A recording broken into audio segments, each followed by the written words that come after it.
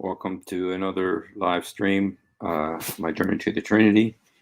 And today I just wanted to do a little short video because I got to go to work. And this one, I wanted to look at some extra biblical evidence for the crucifixion. You know that there is the standard for something that is what's called prehistoric, or ancient history. Ancient history is if there is one source, for instance, like things about, Aristotle, Plato, Julius Caesar, all that kind of stuff. For ancient history, if you got one documented source, can establish the historicity of that event. But the crucifixion has many sources. And there's the biblical, but there's also the extra biblical. And the fact that in the Bible, the crucifixion is recorded four times, four different gospels. And then it's in all three of the synoptic gospels, Matthew, Mark, Luke. And then it's also in the Gospel of John, which was independent of the other three. Unlike, they said that Matthew, Mark, and Luke all they borrowed from each other some of the stories and stuff that are in them, but John was independent. He did, but all of them include the crucifixion. So there's four valid historical documentation of the historicity of the crucifixion, that it is an actual historical event that occurred. Hello, how are you, Dragon? Welcome. Shalom. And so there is the four gospel present a very solid, extreme, speaking in historical perspective, not the spiritual. For the spiritual, we know that Jesus Christ is God. We know he's the Son of God. We know that he died for us, and we know that he lived for us because of what he's done in our lives, and we know he's alive now. But in terms of a historical event, you see, this is the amazing thing about the story of Jesus. In the story of Jesus, God entered history. God entered human history and became a part of human history. It's not a fairy tale. It's not some story that somebody made up, like all the Greek mythology and all the Roman and Egyptian mythologies and all those things, and the Norse mythology, Thor and Odin and all the Valhalla and all that. No, Jesus was a historical person who actually existed. And we have so much evidence about his existence. And we have so much evidence about him being a real person. And we have so much evidence that he died and rose again. And that's the neat thing about the Bible, especially when you look at the Gospels, because they are eyewitness accounts. They're eyewitness accounts. Look at how many times the word eyewitness is used when the Gospels, like Luke. The whole Gospel of Luke is based on eyewitness accounts of the life of Jesus. Many of them, the eyewitness accounts come from the mother of Jesus, Mary. The Gospel of Luke, so much of what's in the Gospel of Luke is from the mother of Jesus, Mary. And she's the one who saw Jesus, Gabriel. She's the one who saw Zechariah and Elizabeth, and she's the one who heard Elizabeth say, "How is it that the mother of my Lord has come to see me?" She's the one who saw, Joseph and her going to Bethlehem, and then she's the one who saw Simon coming into the temple and blessing the baby. She's the one who saw Anna coming, the prophetess, and prophesying over the baby. She's the one who saw the shepherds come and worship him. She's the one who saw the wise men come and give the gold. And so she was the eyewitness to all these things. And she's the one who shared those things. And she was also the eyewitness to the crucifixion because she was at the cross. And she was an eyewitness to the resurrection. And she was an eyewitness to Pentecost because she was there at Pentecost. So Mary is an eyewitness to all of these things. And so in the Gospel of Luke, especially, you get the eyewitness testimony. And, you think, well, wait a minute, this is the inspired word of God, yes, it's the inspired word of God, but God moved on men and he inspired men to write it. And with Luke, especially, he did such an incredible investigation of eyewitnesses. This is very important. Luke is the eyewitness of the eyewitnesses. Luke is the eyewitness of the eyewitnesses. He spoke to the eyewitnesses and wrote what they said. And so like Mary, Peter, John, he spoke to these. And so he got eyewitness account. And John was also at the cross. So anyway, so there, the Bible has the divine element and it has the human element. It has the human element. And the power of the human element is so powerful that, the strongest form of testimony is eyewitness testimony. And the Bible is so full of eyewitness testimony. Mary was at the cross. She saw it. Jesus spoke to her from the cross. He said, "Woman, behold your son." He said to John, "Man, behold your mother." So the eyewitness testimony is so powerful. So anyway, the Bible itself is so solid historically as a source for the story of the crucifixion. It has 4 very solid stories, as well as, when you deal with the crucifixion, you also you're dealing with a supernatural book, the Bible. You're also got to deal with prophecy. And I mean, King David wrote about the crucifixion. Isaiah wrote about the crucifixion. Zechariah wrote about the crucifixion. Hundreds, 1,000 years before Jesus was born. So there you get into the divine, the supernatural element of testimony of the crucifixion. Then you got the 4 Gospels, and then you got the letters by Paul, all of them testifying to the crucifixion and the resurrection of Jesus Christ. And so you have all of these testimonies, and then you got Jesus's own words, his own prophecy, predictions of his crucifixion. And yes, and he showed himself over it. Then, the resurrection, Dragon, is something that the resurrection blows this into the stratosphere because it is, and I'm not yet prepared to talk about the resurrection. It is so powerful. It is so awesome. It just blows everything up when you get into the resurrection. And to be honest, I'm not ready to talk about it because it is so powerful. It is so, and it is, there's no way to argue against it. It is so powerful. It is so well documented. And so, to be honest, I'm not ready to talk about it because it is so amazing. And I'm getting ready to talk about it, but I'm not ready right now. And I want to be, when I talk about the resurrection, I want it to be the best thing I ever did in my life. I want it to be the best thing I ever did in my life because it is so incredible. Not just the resurrection, but the historical documentation of the resurrection and what this means for ancient history, and just is amazing.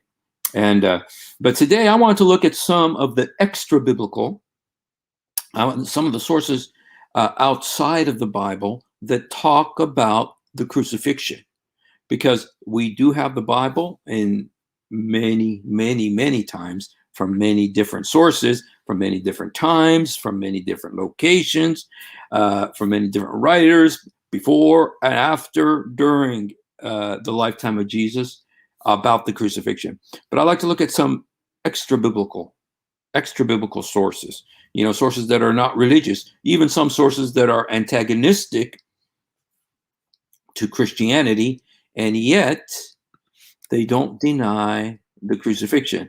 And these are all in the same century, in the second century, right? Before, right after the crucifixion, many of these wrote. And so, but they're not Christians. These are not by Christians. These are by either non-believers or people who are actually opposed to Christianity. So let me just look at, I just want to show you some of these. Okay, just 1 second here. Okay, let me look here. Okay. Okay, right here. Let's look at some of these here. Okay, the first one I want to look at is this guy right here. Going to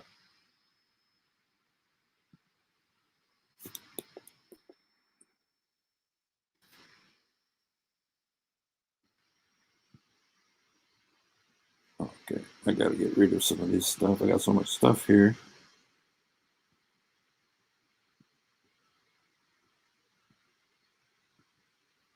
I got so much stuff here that makes it hard to be able to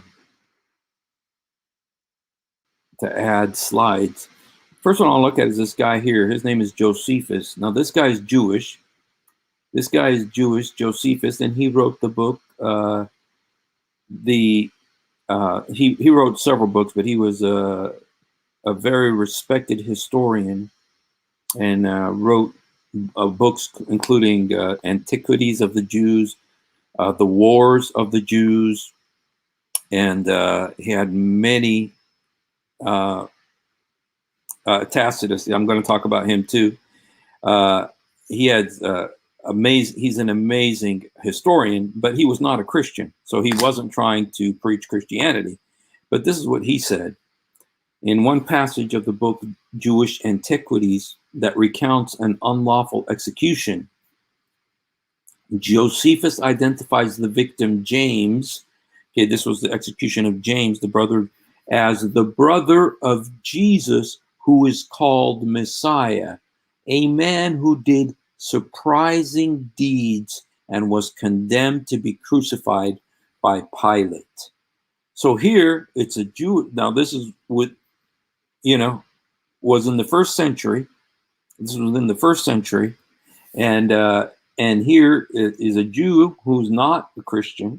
And yet here he says, historically, a man who did, talking about Jesus, a man who did surprising deeds and was condemned to be crucified by Pilate. You have there the crucifixion. You got the name of Jesus that is called the Messiah, who did surprising deeds. There's actually a passage, I hope I can get it, where Josephus says, if he could even be called the man, because he was so amazing and the things that he did. I mean, Josephus, even though he wasn't a Christian, he wasn't a believer, and yet he said these amazing things about Jesus. And so, but here he did surprising deeds and was condemned to be crucified by Pilate. And so here you have again the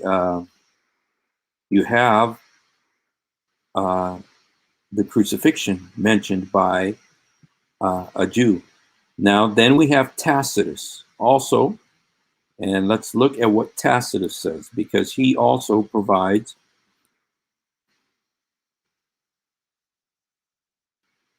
okay, let's go ahead and show you this. Now, this is Tacitus. This is outside of, okay. It says, another account of Jesus appears in the Annals of Imperial Rome, a first century. Now, you see, guys, this is very important. It's first century. That means it's at the longest, it was 70 years after Jesus was crucified. It was, if it's first century, because Jesus was crucified in 32 AD, then that means that This book was written within 70 years of the crucifixion. So it's right, very close to the event, okay, and that this was written. Okay, another account of Jesus appears in the Annals of Imperial Rome, a first century history of the Roman Empire, written around 116 AD. Okay, so it was a few years later, by Roman senator and historian Tacitus. In chronicling the burning of Rome in 64 AD, now that's very interesting. The burning of Rome was actually 4 years before the destruction of the temple in Jerusalem.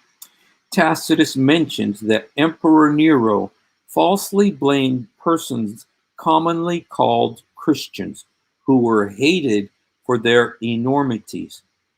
Christus, the founder of the name Christians, meaning, was put to death by Pontius Pilate, procurator of Judea in the region of Tiberias.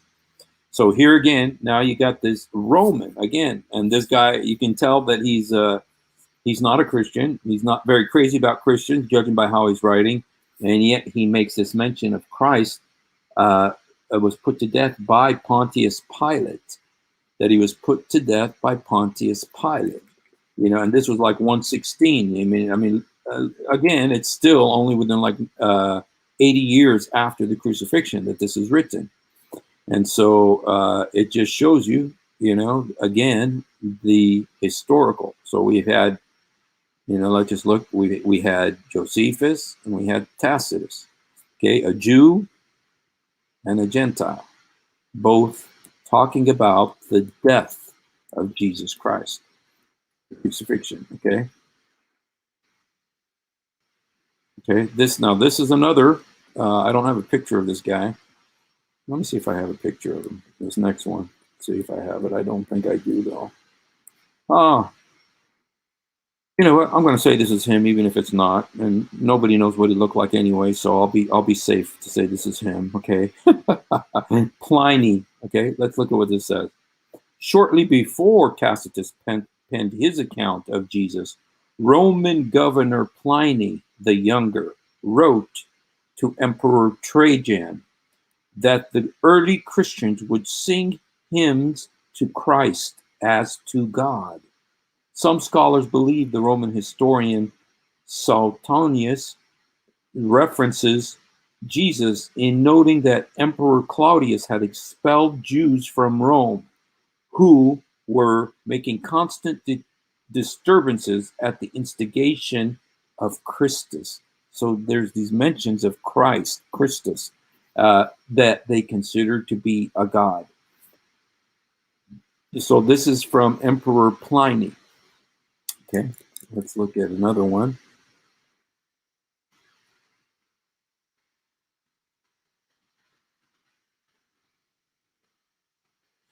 Okay.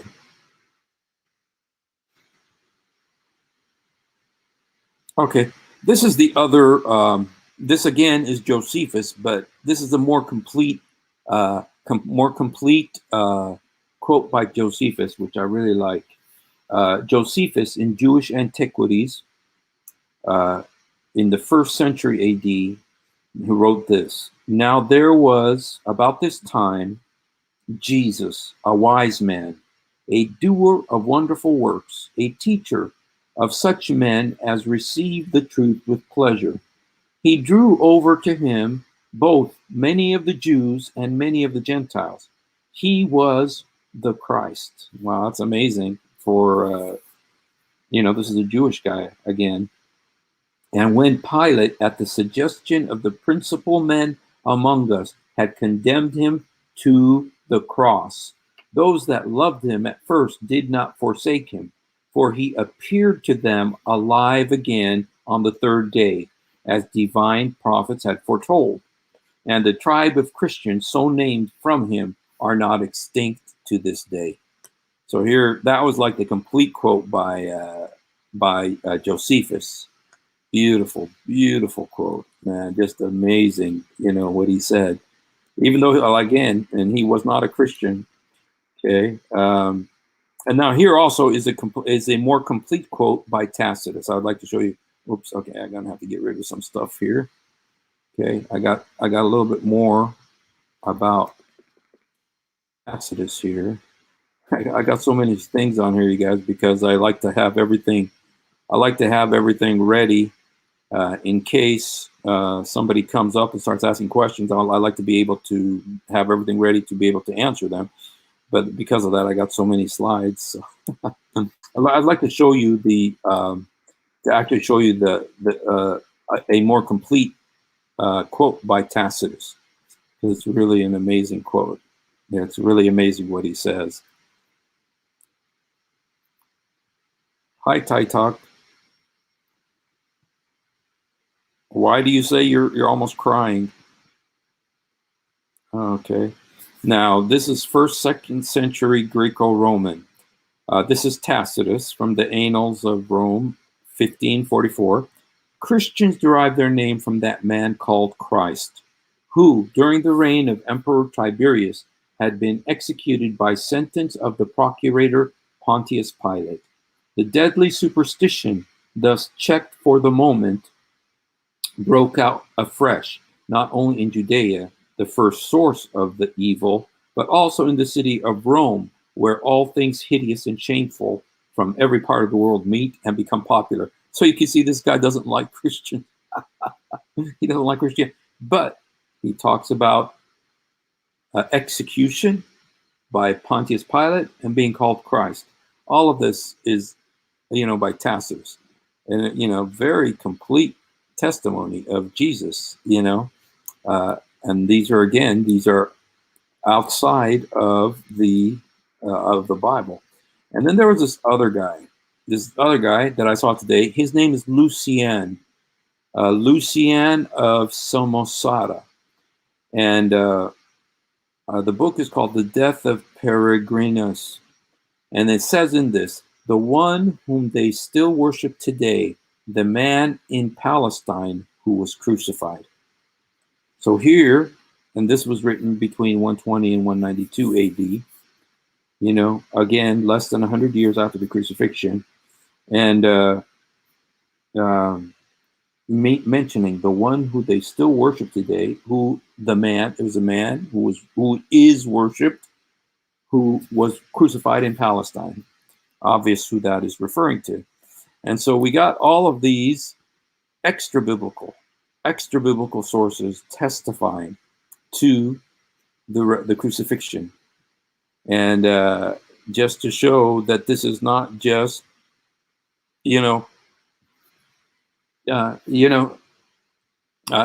thing I'd love to communicate is how significant this is, because you could say, well, wait a minute, like the Egyptians, they used to have the story about this god Osiris. And Osiris was the husband of Isis, and he had a kid named Horus, who was like the son of the god Osiris. And a lot of people say that that Christianity took that story from them, but the thing about it is that was a fancy, that was like a fairy tale. That was like a fairy tale, and they believed that Osiris would die every winter and then come back to life.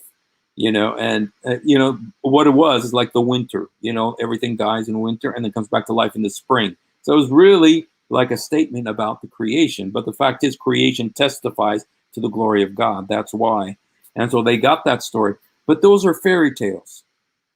We know those are fairy tales. Nobody believes in them anymore. But with Jesus, it's different, because God entered history. God entered human history. And there is so much evidence about this incarnation when the Word became flesh. It's not just a fairy tale that someone made up. It's not just a story that someone made up that there is no historical evidence for, but it is so rooted in history, in historical evidence. The four Gospels are documents that are verified historically. 1 Corinthians 15, where it talks about that they saw Jesus after the resurrection, over 500 people, eyewitnesses, including the apostles, 11 apostles, and Paul. So it was based on eyewitness testimony that this God became a man and entered history. God became a man and entered history. And we have the evidence. We have the documentation in the Bible and outside of the Bible. Outside of the Bible, one thing a guy said today, one guy said today that I read, well, he didn't say it today, but I saw it today. It's a guy named N.T. Wright, and he's a doctor of history and stuff like that. And he said something very amazing. He says, if you look at the cross was a hated symbol because it was used in such a wicked way. It was so cruel. Yes, this is, Alpha Shades, this is really true. The apostles witnessed and died for their faith, not for some Egyptian folklore. That's true. And Alpha Shades, you bring up a very important point, is that the disciples, all but one of them was martyred. All but one of them was killed for their faith. And what was it about their faith that they were killed about? What was it that they were not willing to deny? The resurrection of Jesus Christ. And if it's the resurrection, that means there was a death before. See, and this is where Islam kind of loses its way. This is where Islam falls apart, you guys, because Islam says that Jesus didn't die. It says that Islam, I'm not saying Islam, the Quran doesn't say that, but Muslims believe that Jesus didn't die. Muslims believe Jesus didn't die. The Quran says he did die. The Quran says Jesus did die. It says in chapter 355, I made you to die and lift you up to myself. Chapter 5, verse 117. When you made me to die, you were the watcher over them. Chapter 19, verse 33. Salam alaykum walittu yawma amut yawma ba'athu hayy. Peace be upon me the day I'm born, the day I died, the day I came back to life. So the Quran says that Jesus died, but Muslims don't believe he died. This is one of the many situations where Muslims don't believe what the Quran says. The Quran says the right thing, but Muslims don't believe the Quran because the Quran says Jesus died. I told you 3 times where the Quran says Jesus died. They say that he didn't die because they say, Ma salabu ma qatalu lakin shubbiha lahu. He didn't die. He was not, it doesn't say he didn't die. It says they did not kill him. They did not crucify him, which all that means is the Jews did not kill him and did not crucify him, because the Jews in that passage, chapter 4, Surah An-Nisa, were saying we killed the Messiah according to the, the Jews would never say that, but the Quran says they said that. But then it says, but Allah said, no, they did not kill him, did not crucify him, which is true. The Jews did not kill him. The Romans killed him. So, even that doesn't disagree with what the Bible says. So anyway, but but the Muslims, they believe that regardless of what the Quran says, Muslims believe Jesus didn't die, which is, they just don't believe the Quran because the Quran says he did. But anyway, they don't believe the Quran. And the Quran says that, they believe that that God took someone up into heaven, took Jesus up into heaven, made somebody else look like him, and that person was crucified. That's the belief, even though that's not what's in the Quran. But that's the belief. And so, but the problem with that is that Jesus came back to life. Yeah, and so they say somebody else was crucified. Say somebody else was crucified. But the problem is the amazing historical evidence of the resurrection. The amount of evidence of the resurrection is mind-blowing. And the fact that he rose again destroys that theory, destroys that the theory that he didn't die, somebody else died in his place, because he's the one that rose again. And he said to his disciples, put your hands, put your finger in my hand, in the wounds in my hand. It is I. In Revelation, Jesus says, I am he who was dead and am alive and will never die again. That's what he says in Revelation about himself. I'm the one who was dead and I came back to life. And so the resurrection destroys the Muslim theory. That's why I want to do a very powerful video about the resurrection, because the resurrection destroys the Muslim theory that somebody else died in Jesus' place. because the resurrection very clearly says it was Jesus who rose again. And if it was Jesus who rose again with wounds in his hands and feet and in his side, then it means that Jesus is the one that was crucified. And so anyway, I'm still working on that. One's going to take me a while to work on because I want to get it just right, because that is so powerful. That amount of evidence about the resurrection is phenomenal. And so we want to use it very effectively and in a wise way. So anyway, I hope to do that very soon, because it's something that I love to talk about and I love to study. So anyway, today I just wanted to show you some extra biblical evidences of the crucifixion. You had the Jew, Josephus, you had the Gentile, Tacitus, and you had the other Gentile, Pliny, and you also had this person, Lucian of Samosata. All four of them non-Christians, but they all, within 100 years of the crucifixion, talk about Jesus being crucified. This is outside of the Bible. This is beside the Bible, beside Psalm 22, beside Isaiah 53, beside Zechariah 12 and Zechariah 14. It's beside Matthew, Mark, Luke, and John, and all of the letters. And, you know, in addition to all that, the wealth of the evidence. And, you know, I just want to get back to what Alpha Shade said here about the apostles dying. You know, somebody could say, well, you know, the apostles died for what they believed in. So, you know, lots of people die for what they believe in. You know, many Muslims have died for what they believe in. Many Buddhists have died for what they believe in. Many secular atheists have died for what they believe in. People are always dying for what they believe in. So that's what's so significant about the apostles dying. Well, the apostles died for a specific thing, something that they saw with their eyes. It wasn't just a belief. Like the Muslim who dies for his belief, he's believing in what he read in the Quran. It's not for something he saw with his eyes, but something that he believes. And the Buddhist who believes in what he believes, and the Hindu who believes in what he believes, you know, they're dying for something, for what they believe. But the disciples were dying for something they saw. They were dying for something they saw. They saw Jesus Christ rise from the dead, risen from the dead. They saw him with the wounds in his hands and feet, and the side and in his side. They were dying for something they saw with their own two eyes. And that's why, you know, they can say people might die for a lie. People might die for a lie, but they won't die for something they know is a lie. People might die for a lie, but they won't die for something they know is a lie. And so the disciples, if it was a lie that Jesus rose again and appeared to them, they wouldn't have died for it. All of them, all 11 of them.